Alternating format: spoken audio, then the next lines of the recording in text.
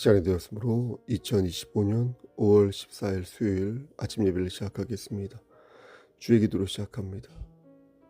하늘에 계신 우리 아버지여, 이름이 거룩히 여김을 받으시오며 나라가 임하옵시며 뜻이 하늘에서 이루어진 것 같이 땅에서 또 이루어지이다. 오늘 우리에게 일용할 양식을 주시옵고 우리가 우리에게 죄진 자를 사하여 준 것 같이 우리의 죄를 사하여 주시옵고 우리를 시험에 들게 하지 마시옵고 다만 악에서 구하옵소서. 나라와 권세와 영광이 아버지께 영원히 있사옵나이다. 아멘. 사랑과 은혜가 풍성하신 하나님 아버지, 하나님의 크신 사랑을 진심으로 감사드립니다. 우리가 많이 넘어지고 쓰러지지만 우리를 자녀로 삼아주시고 영생을 허락하여 주심을 진심으로 감사드립니다.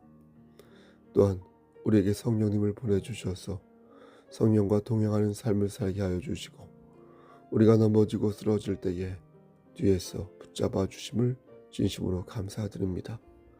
하나님, 또한 우리가 교회 공동체로서 모일 수 있게 하시고 우리에게 맡겨진 사명을 감당케 하사 우리에게 주어진 십자가를 지고 좁은 문을 통과할 때에 우리에게 힘 주셔서 우리에게 주어진 그 의무를, 성도의 도리를 바르게 감당할 수 있도록 도와주심을 진심으로 감사드립니다. 하나님, 우리에게 맡겨진 사명을, 그 책임을 온전히 감당할 수 있도록 앞으로도 힘주시고 우리의 삶을 선도하여 주시사 악한 마귀 앞에 무릎 꿇지 않도록 하시고 말씀 붙잡고 승리하는 자 될 수 있도록 도와주시옵소서. 주 말씀 안에서, 교회 공동체 안에서 아름답게 성화되고 서로의 짐을 함께 짐으로써 하나님을 기쁘시게 하는 삶을 살 수 있도록 도와주시옵소서. 하나님께서 함께하지 아니한다면 우리 넘어지고 쓰러질 수밖에 없사오니 주여 강권적으로 우리의 삶을 들어 사용하여 주시고 하나님 말씀 안에서 30배, 60배, 100배의 결실을 맺을 수 있도록 은총 베풀어 주시옵소서. 하나님, 이 시간 간절히 바라고 원하는 것은 심실이 연약한 우리의 지체들을 위해 기도합니다. 저들에게 함께 하셔서 힘주시고 넘어지고 쓰러지더라도 아주 넘어지지 않도록 하시고 늘 마음의 중심에 하나님 말씀이신 우리 주 예수 그리스도를 붙잡고 나아가는 우리의 지체들 될 수 있도록 도와주시고 주님 뜻 안에서 저들의 질병과 마음의 불편함을 치료하여 주시고 치유하여 주시기를 소원합니다. 경제적으로 어려운 우리의 지체들이 있습니까? 하나님 함께 하시사 저들의 곳간에 쌀을 채워주시고 모든 것들이 하나님 안에서 이루어질 수 있다는 사실을 기억하여서 하나님을 경외함으로써 지식의 근본을 확보하여 경제적으로도 어려움이 없도록 하나님께서 늘 함께하여 주시옵소서. 우리의 자녀들과 우리의 부모님에게 함께 하시고 특히 군복무 중에 있는 우리 윤영이와 성윤에게 함께하여 주시옵소서. 모든 말씀 예수 그리스도인 받들어 감사하며 기도드렸사옵나이다. 아멘. 하나님 말씀 보겠습니다. 예레미야 28장 13절에서 17절입니다. 예레미야 28장 13절에서 27절, 구약성경 제성경으로 1095쪽입니다. 다 찾으신 줄 알고 봉독하겠습니다. 13절, 너는 가서 하나냐에게 말하여 이르기를 여호와의 말씀에 내가 나무 멍에들을 꺾었으나 그 대신 쇠 멍에들을 만들었느니라. 만군의 여호와 이스라엘의 하나님께서 이와 같이 말씀하시니라. 내가 쇠 멍에로 이 모든 나라의 목에 메워 바벨론의 왕 느부갓네살을 섬기게 하였으니 그들이 그를 섬기리라. 내가 들짐승도 그에게 주었느니라 하라. 선지자 예레미야가 선지자 하나냐에게 이르되 하나냐에 들으라. 여호와께서 너를 보내지 아니하셨거늘 내가 이 백성에게 거짓을 믿게 하는도다. 그러므로 여호와께서 이와 같이 말씀하시되 내가 너를 지면에서 제하리니 내가 여호와께 패역한 말을 하였습니다. 내가 금년에 죽으리라 하셨느니라 하더니 17절, 선지자 하나냐가 그의 7째 달에 죽었더라. 아멘. 하나님, 이 말씀을 들어 사용하여 주시옵소서. 예수님의 이름으로 기도드렸습니다. 아멘.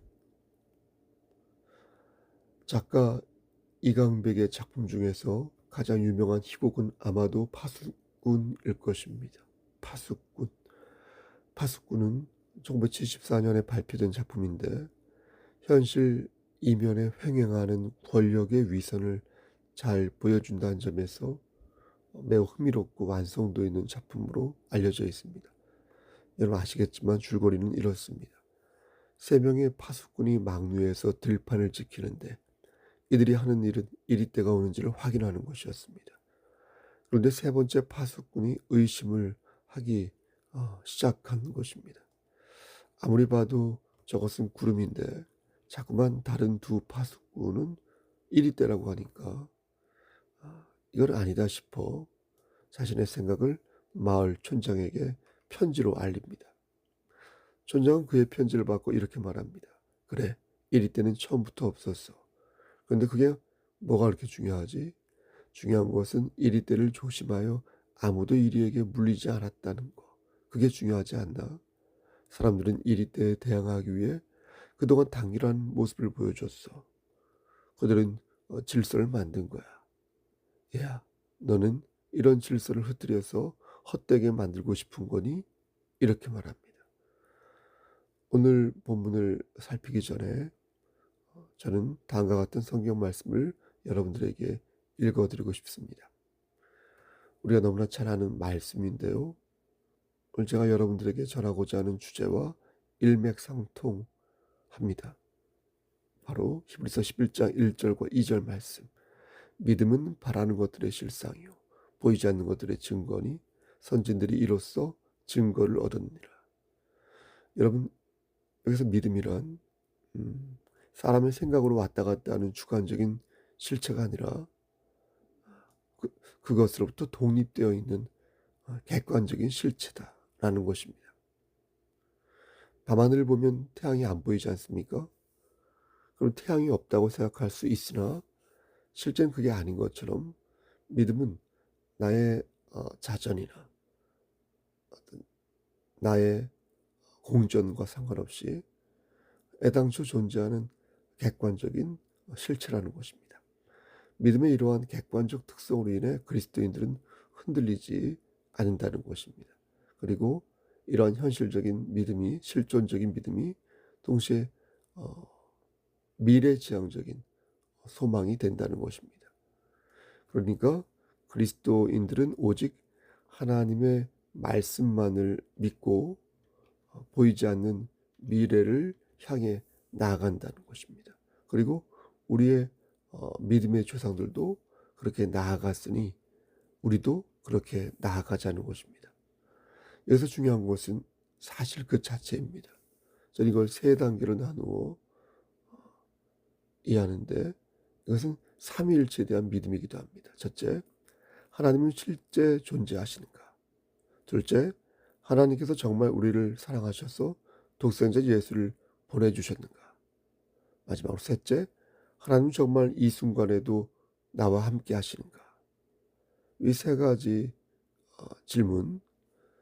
질문은 모두 사실에 입각한 믿음으로써 이해되어집니다. 이것을 믿으면 하나님의 자녀이지만 이것을 믿지 않으면 하나님의 자녀가 아닌 것입니다. 이 중에 하나라도 믿지 않으면 그는 하나님의 자녀가 될 수 없습니다. 첫째, 하나님은 실제 존재하시는가? 둘째, 하나님은 정말 우리를 사랑하셔서 독생자 예수를 보내주셨는가? 셋째, 하나님은 정말 지금 이 순간에도 나와 함께 계시는가? 우리와 함께 계시는가?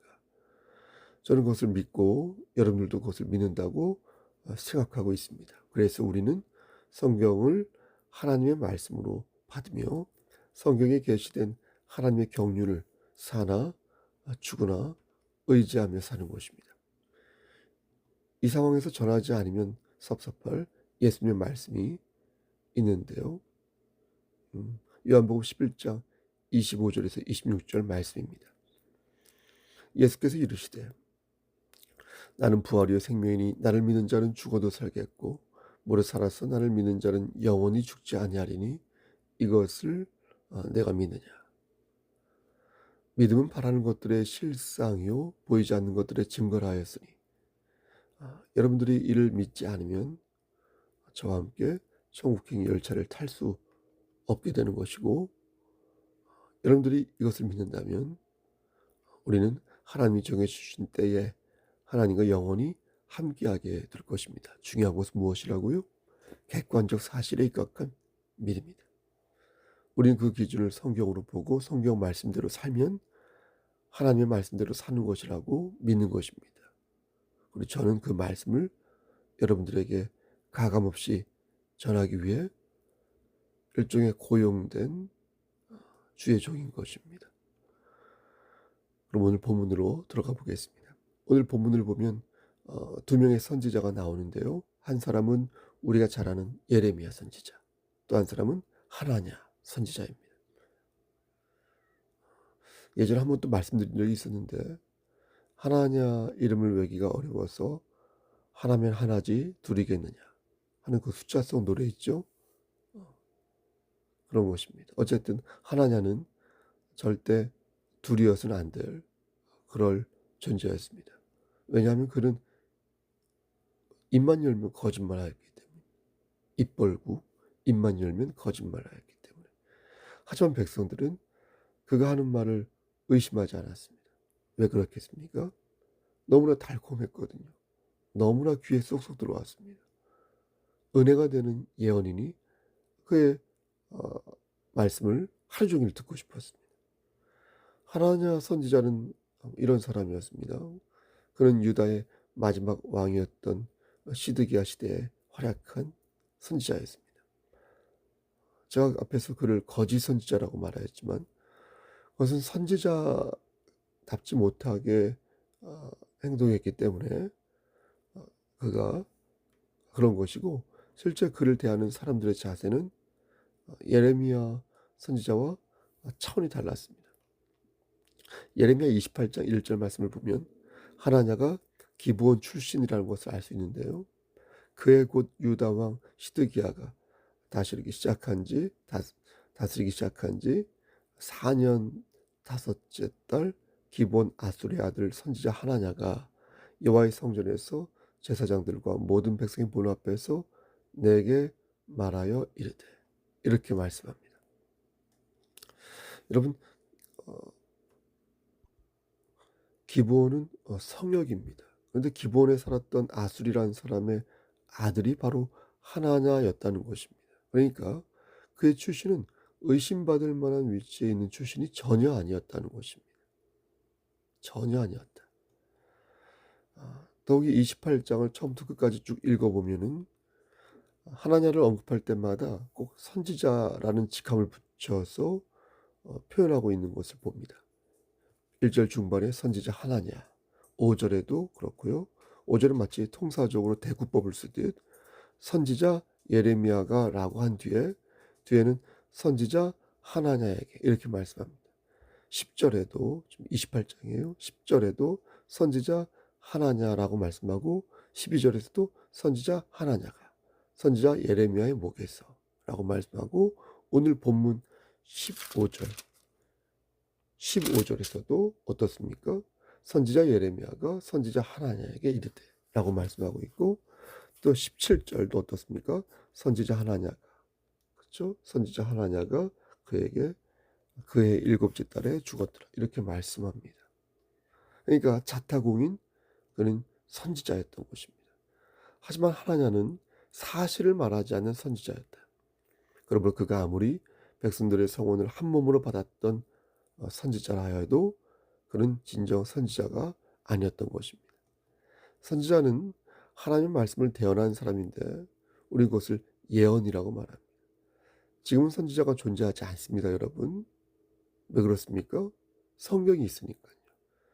성경이라는 하나님의 계시가 우리에게 이미 주어졌기에 성경을 통해 하나님의 뜻을 전달받으면 됩니다. 지금 예언자 존재하지 않습니다. 그런데 당신은 그렇지 않았습니다. 하나님께서 실시간으로 선지자에게 예언하게 하셨고, 선지자는 그것을 잘 받아서 전달하는 스피커의 역할을 하였습니다. 아니 해야 했습니다. 근데 하나냐는 그렇게 하지 않은 것입니다. 지금도 어떤 면에서는 주의 종들도 이런 상황과 비슷한 면이 있다고 저는 생각합니다. 성경은 이미 완결되어 우리 앞에 있지만 내가 어떤 말씀을 이 시국에 성도들에게 전해야 할지 고민하는 것은 목사 자신이기에, 만약 목사가 자신이 섬기는 양들에 대해 관심이 없거나 혹은 저들을 속일 생각을 하고 있다면 하나님 말씀을 반듯하게 전하는 일이 아마 없을 것입니다. 왜냐하면 히브리서 4장 12절에서 말씀한 것처럼 하나님 말씀은 살아있고 활력이 있어 좌우의 날선 어떤 것보다도 예리하여 혼과 영과 및 관절과 골수를 찔러 쪼개기까지 하며 또 마음의 생각과 뜻을 판단하나니, 이렇게 하였는데 자신의 이득을 생각하면 그게 안 되거든요. 자신의 이득을 위해 말씀을 목사가 전하게 되면 어찌 그 말씀에 활력이 있겠습니까? 요소적절한 말씀을 전하겠습니까? 어찌 혼과 영과 관절과 골수를 찔러 쪼갤 수 있겠습니까? 없습니다. 그런데 저는 그렇게 거짓을 말하는 사람들을 보는 것이고 여러분들도 많은 곳에서 보았을 것입니다. 하나님의 말씀을 있는 그대로 전하지 않고 자꾸만 왜곡하여 전하는 그런 사람들을 보는 것입니다. 왜 그런 것이냐 생각해보면 십중팔구 자신의 탐욕을 채우기 위해 그러는 것임을 보는 것입니다. 나머지 하나는 무엇일까요? 십중팔구라고 했으니까요. 하나님가 구체적으로 어떤 거짓말을 하였는지를 보면 나머지 그것을 알 수 있습니다. 저는 앞에서 하나냐 선지자가 유다의 마지막 왕 시드기야 때 활동하던 선지자라 이렇게 말씀드렸습니다. 그러니까 유다는 시드기야 왕 이후로 역사의 뒤안길로 사라지게 된 것입니다. 여러분 어쩌다 이렇게 된 것입니까? 여러 이유가 있지만 바로 하나냐의 거짓말 때문에 그렇게 됐다는 것입니다. 하나님께서는 유다가 바벨론에 의해 망하게 될 것이라고 말씀하셨거든요. 그 이유는 저들이 계속해서 우상을 숭배하니까, 하나님을 근심되게 하는 삶을 살았으니까 그런 것이었습니다. 그래서 하나님께서는 유다가 바벨론을 섬기는 기간인 70년을 마친 후 심판을 받을 거라고 말씀하였는데, 하나님은 예레미야 선지자의 예언에 반대하여 2년이 차기 전에 바벨론이 힘을 잃을 것이고 이스라엘이 회복될 것이라고 거짓말한 것입니다. 그렇게 백성을 현혹하다가 예레미야 선지자의 비난을 그가 받게 된 것입니다.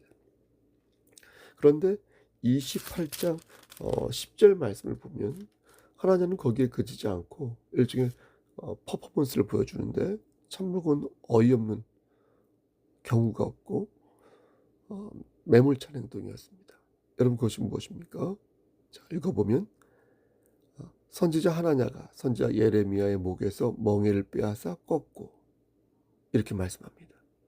이게 무슨 뜻이냐면 예레미야의 목에 있는 멍에를 벗겨내어 그것을 꺾어버렸다는 것입니다.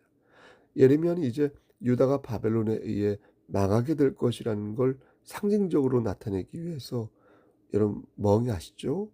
소처럼 이 멍에를 걸고 이렇게 다녔는데 마치 이 하나냐가 도발하듯이 그걸 분질러 버렸다는 것입니다. 그러니까 하나냐는 정반대의 행동을 도발적으로 함으로써 예레미야의 예언을 무력하게 만들어 버리겠다라고 행동한 것입니다. 하지만 여러분은 어떻습니까? 그것은 큰 패착이었습니다. 하나님께서는 13절에서 이렇게 말씀하셨습니다. 너는 가서 하나냐에게 말하여 이르기를 여호와의 말씀에 네가 나무 멍에들을 꺾었으나 그 대신 쇠 멍에들을 만들었느니라. 나무보다 더 무겁고 강한 쇠 멍에가 이제 유다 백성들의 목에 걸리게 되었다는 것입니다. 즉 그들의 미래는 더욱 어두워진다는 것입니다.